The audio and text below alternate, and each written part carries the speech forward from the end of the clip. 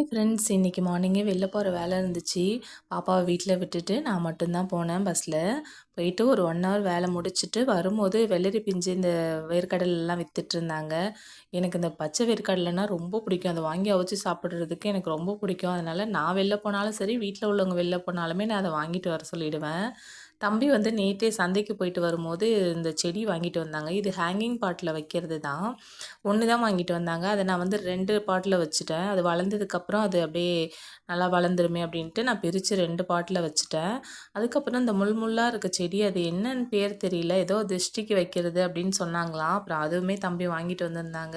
இத நேத்தே வைக்க சொன்னாங்க. நேத்து வாங்கிட்டு வந்தோனே எனக்கு வைக்கிறதுக்கு டைம் இல்ல. கொஞ்சம் வேலை இருந்தது. இன்னைக்கும் அத வைக்காம விட்டுட்டோம்னா அதோட அவ்வளோதான்.